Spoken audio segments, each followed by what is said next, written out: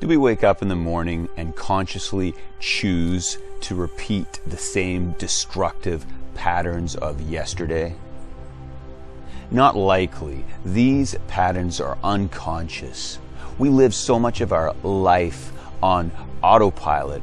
Sometimes it requires a real earth-shattering blow to our world to provide a motivation, a catalyst for the introspection needed to confront our past, to start unlocking our true self that's handcuffed inside of us.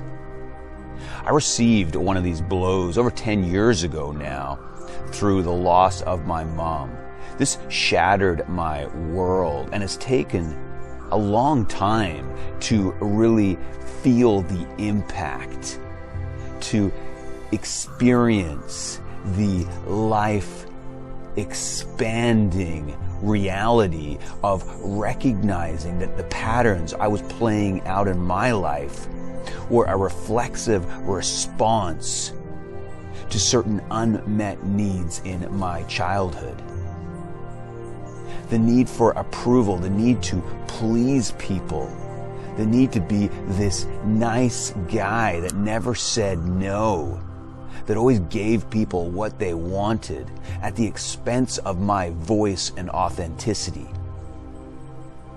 Through this loss, I've recognized that the power inside of me comes from making choices, living my life in a way that honors my power, that isn't afraid necessarily of hurting someone, of saying no, of having that honest response to what's being asked of me.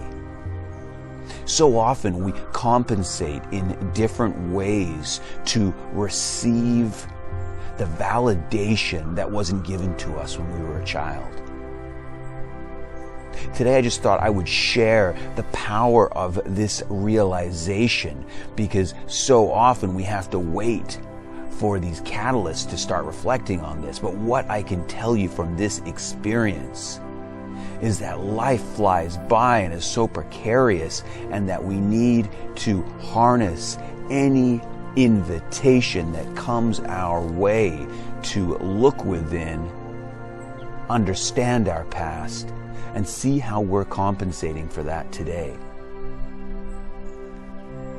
The other experience that has come from this loss is my recognition that we need to speak our mind. We need to let go of resentments. We need to close the book on certain conversations.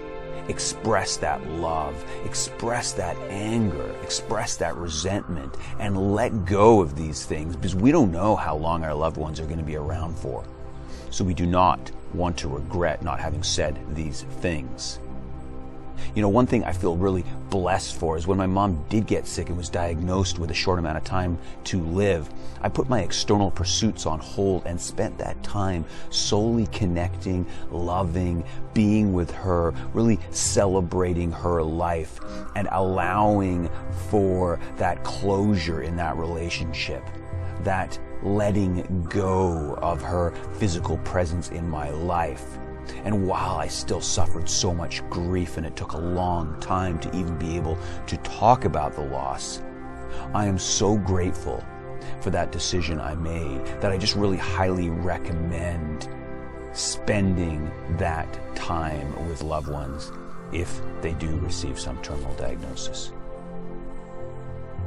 I just want my experience as much as possible to offer some kind of value to those out there that haven't suffered this loss, because we don't need to wait until we have this bomb go off in our life. We can harness the present moment. How precious this present moment is, this life is. Don't live in misery because your fear is holding you back to make change. Harness your self-worth. Know that you are so valuable, that your contributions are so profound, that you need to tap into that authenticity. Let it emerge. Put yourself first and know that loving yourself will only positively impact those around you.